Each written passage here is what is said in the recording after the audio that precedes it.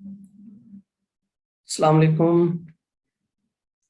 अच्छा जी, हमने product research को कंप्लीट कर लिया है और अब हमारा जो नेक्स्ट स्टेप है या फिर जो नेक्स्ट स्किल है वो है Amazon product sourcing. Product research में आप लोगों ने सीखा था कि भाई कैसे हम डिफरेंट टूल्स को यूज़ करते हुए प्रोडक्ट हंटिंग कर सकते हैं, और फिर कंपैरेटर एनालिसिस भी सीखा था आप लोगों ने।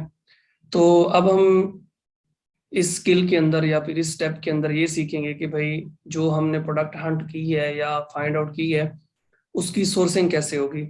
मीन हम उसका सप्लायर कहाँ से ढूंढेंगे, कैसे उसको फाइनलाइज करेंगे, कैसे उसके साथ डील सेट करेंगे, और फिर हमारी प्रोडक्ट बनेगी कैसे, और फिर उसकी पैकेजिंग कैसी होगी, और फिर प्रोडक्ट की शिपिंग कैसी होगी, और फिर कितने टाइम में होगी शिपिंग, और ओवरऑल हमारा इसके ऊपर इन्वेस्टमेंट कितनी हो जाएगी।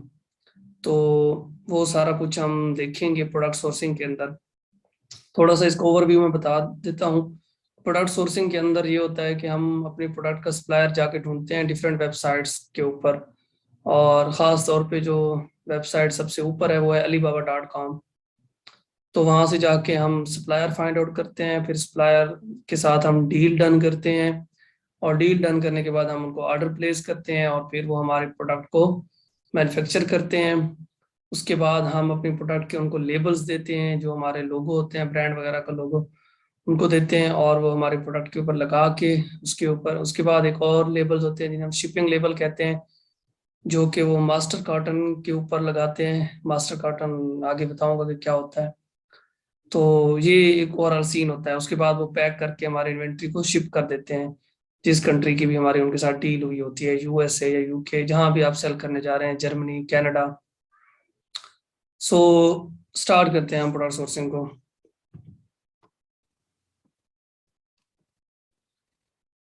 सबसे पहले है what is meant by sourcing. ऐसा प्रोसेस जिसके अंदर हम अपनी प्रोडक्ट के डिफरेंट सप्लायर्स फाइंड आउट करते हैं, उस प्रोसेस को कहा जाता है सोर्सिंग।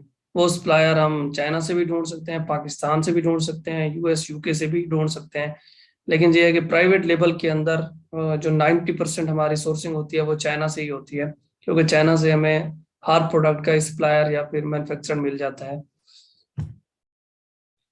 उसके बाद नेक्स्ट है कि भाई अर्निंग का पोटेंशियल कितना है सोर्सिंग के अंदर। तो सोर्सिंग में जो अर्निंग का पोटेंशियल है वो प्रोडक्ट रिसर्च से भी ज्यादा है। मीन ये एक्सपेंसिव स्किल है प्रोडक्ट रिसर्च की निस्बत, क्योंकि प्रोडक्ट रिसर्च एक 5-10 दिन का काम होता है मैक्सिमम, और ये जो सोर्सिंग है ये 2-3 महीने का काम होता है। नॉर्मली ये मिनिमम भी ले तो 2 महीने ले जाता है पूरा जो इसका प्रोसेस है। तो इस वजह से इसके चार्जेस ज्यादा होते हैं। आप लोग इसके लिए $400, $500, इवन $700 भी चार्ज कर सकते हैं पूरे इस प्रोसेस के लिए। या अगर आप क्लाइंट के साथ आपकी मंथली डील है तो आपने उससे मंथली पेमेंट ही लेनी है।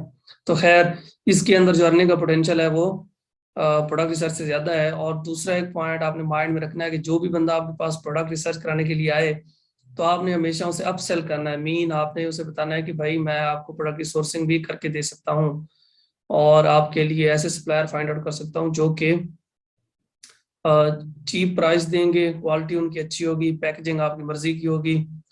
तो मैं ये सारा कुछ आपको करके दे सकता हूँ। तो आपने उसको अपसेल करनी है अपनी स्किल। बहुत कम होगा कि आपके पास डायरेक्ट सोर्सिंग के क्लाइंट आए, आपके पास पहले प्रोडक्ट रिसर्च के आएंगे, फिर आप उनको अपसेल कर सकते हैं। प्रोडक्ट रिसर्च उनको अच्छी करके दें, अगर वो हैप्पी हो जाते हैं फिर आपने उन्हें ऑफर करनी है कि भाई मैं आपको सोर्सिंग भी करके दे सकता हूँ। तो उसके लिए फिर आप उनसे अच्छा चार्ज कर सकते हैं। अच्छा, नेक्स्ट है हमारे पास कि सोर्सिंग के ऑब्जेक्टिव्स क्या होते हैं। तो सबसे जो इम्पोर्टेंट ऑब्जेक्टिव होता है सोर्सिंग का वो ये होता है कि आपने अपनी प्रोडक्ट का सप्लायर ढूंढना होता है, और वो भी सप्लायर जो मैन्युफैक्चरर हो, ट्रेडर ना हो। ट्रेडिंग वाली कंपनियां होती हैं जो कि मैन्युफैक्चरर के दरमियान होती हैं। मीन आप बायर हैं, एक मैन्युफैक्चरर है, तो दरमियान में ट्रेडिंग कंपनी आ जाती है, वो मैन्युफैक्चरर से लेती है और फिर आपको दे देती है, और दरमियान में वो अपना कमीशन रखते हैं। तो जब आप डायरेक्टली मैन्युफैक्चरर को रीच आउट करेंगे तो आपको प्राइस हमेशा बेहतर मिलेगी ट्रेडर्स की निस्बत। तो इसलिए आपने हमेशा मैन्युफैक्चरर ढूंढना होता है। सम टाइम हमें मजबूरी में ट्रेडर्स के साथ भी जाना पड़ता है अगर हमें डायरेक्ट मैन्युफैक्चरर ना मिल रहा हो। लेकिन ये एक अल्टीमेट गोल यही होता है कि कोई मैन्युफैक्चरर मिल जाए, और वो उनकी प्रोफाइल के ऊपर लिखा होता है कि ये ट्रेडर है या मैन्युफैक्चरर है। उसके बाद है कि आपने अच्छी प्राइस लेनी होती है प्रोडक्ट की, एक रीजनेबल प्राइस हो, बहुत कम भी ना हो, क्योंकि बहुत कम प्राइस होगी तो चांसेस हैं कि वो बंदा स्कैमर हो, सप्लायर। तो एक रीजनेबल प्राइस आपने लेनी होती है अपने प्रोडक्ट की। तीसरे नंबर पे ये है कि सोर्सिंग के दौरान ही आपने अपनी प्रोडक्ट की क्वालिटी और पैकेजिंग इंश्योर करानी होती है कि वो हाई क्वालिटी की हो। यूं ना हो कि आपकी प्रोडक्ट रास्ते में ही डैमेज हो जाए शिपिंग के दौरान, या फिर जब बायर को मिले, आप जब उसे अमेजोन पे सेल करें और आपके बायर को मिले तो वो उसे देख के परेशान हो जाए कि ये मुझे क्या भेज दिया इन्होंने। तो उसकी पैकेजिंग और क्वालिटी या मटेरियल अच्छा होना चाहिए प्रोडक्ट का। Profit optimisation. अच्छा, सोर्सिंग का जो प्रोसेस होता है ना, वो ऐसे समझ लें कि बहुत ही वाइटल रोल प्ले करता है आपकी अमेजोन सेलिंग के अंदर। अगर आपने सोर्सिंग में गलती कर दी, आपने बाकी सारी चीजें सही की हो, प्रोडक्ट रिसर्च भी अच्छी की हो, आपने अच्छी प्रोडक्ट ढूंढी हो, आगे आप उसकी लिस्टिंग भी अच्छी बनाएं, पीपीसी भी, उसके एड्स भी सही चलाएं, लेकिन अगर आपने सोर्सिंग महंगी कर ली या प्रोडक्ट की क्वालिटी के ऊपर कोई कंप्रोमाइज हो गया, तो वो सारे आपकी इन्वेस्टमेंट या आपके क्लाइंट की जो इन्वेस्टमेंट होगी उसको वो डिस्ट्रॉय कर देगी। तो सोर्सिंग के अंदर आपने बहुत केयरफुल रहना है और अपने प्रॉफिट को ऑप्टिमाइज करना है जितना आप कर सकते हैं। मीन कि आपने प्रॉफिट मार्जिन को मैक्सिमम रखना है, जितना पॉसिबली आप रख सकते हैं।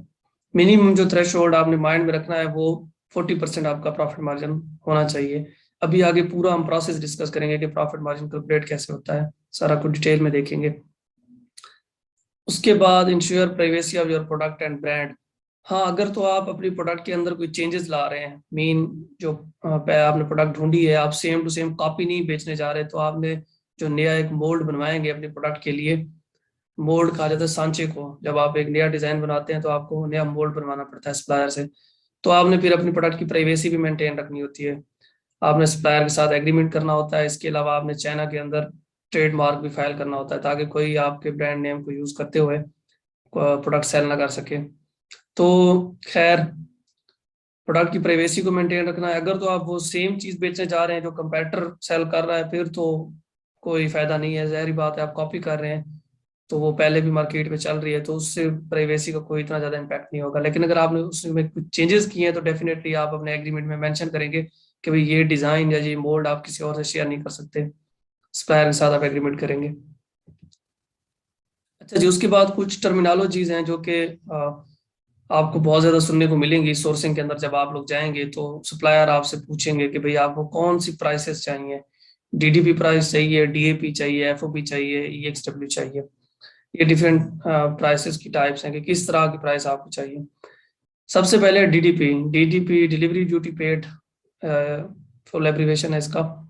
तो इसमें होता ये है कि अगर कोई सप्लायर आपको डीडीपी प्राइस दे रहा है तो इसका मतलब है कि वो आपके प्रोडक्ट को मैन्युफैक्चर भी करेगा, पैक भी करेगा और शिप भी कराएगा। जो भी आपकी डेस्टिनेशन है, जहां भी आप उसे पहुंचाना चाह रहे हैं, मीन यूके यूएसए में जिधर भी आप उसे पहुंचाना चाह रहे हैं, तो वो पहुंचाएगा डिलीवरी ड्यूटी पेड। और हम मोस्टली इसी प्राइस को प्रेफर करते हैं, हम सप्लायर से कहते हैं भाई हमें डीडीपी प्राइस दो। अ, दूसरी होती है डीएपी, डिलीवर्ड एट प्लेस। इसके अंदर ये होता है कि सप्लायर आपकी प्रोडक्ट को शिप तो करता है, लेकिन उसके दरमियान, उस प्रोसेस के दौरान जो भी टैक्सेस वगैरह होते हैं, सारी चीजें वो आपको देनी पड़ती हैं। तो मोस्टली हम इसको अवॉइड करते हैं, इसमें तो बिल्कुल जाते ही नहीं है। उसके बाद है एफओबी, फ्रेट ऑन बोर्ड। इसमें ये होता है कि सप्लायर आपके प्रोडक्ट को बनाता है, पैक करता है, उसके बाद वो चाइना में ही जो करीबी पोर्ट होती है वहां तक आपके प्रोडक्ट को भेज देता है, और आगे फिर आपका जो फ्रेट फॉरवर्डर होता है या फिर कोई शिपिंग कंपनी होती है वो उसको उठाती है और यूके यूएसए भेजती है। ये इसका कंसेप्ट ये है। और उसके बाद एंड पे एक्स वर्क या ईएक्सडब्ल्यू।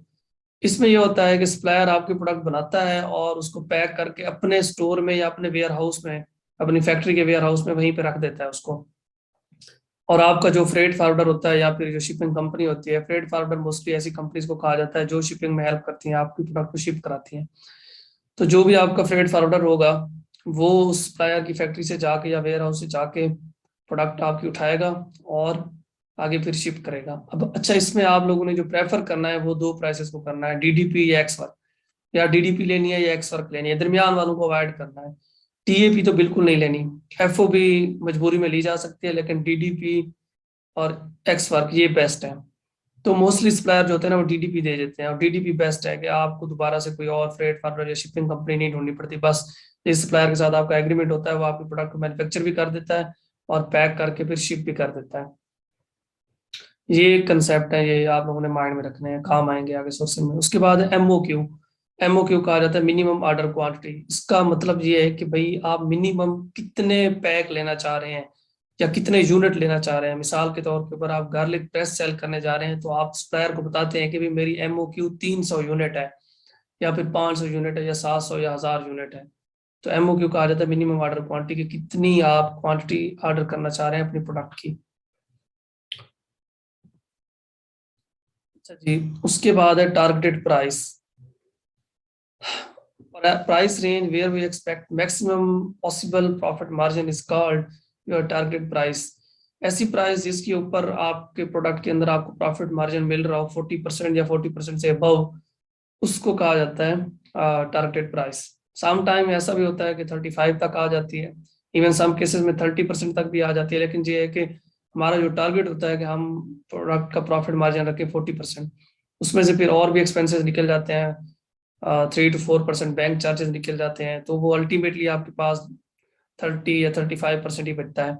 और फिर जब आप पीपीसी एड्स वगैरह रन करते हैं तो और ज्यादा आपका प्रॉफिट कम हो जाता है। तो स्टार्ट में आप जितना मैक्सिमम रखेंगे सोर्सिंग फेज में, वो आगे आपको बहुत फायदा देगा।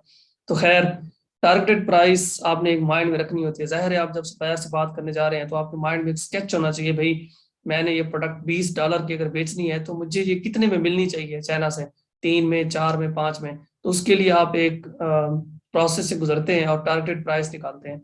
उसका एक पूरा प्रोसीजर है टारगेट प्राइस निकालने का। तो वो हम नेक्स्ट लेक्चर में इंशाल्लाह डिस्कस करते हैं डिटेल में कि कैसे निकलती कैसे है टारगेट प्राइस।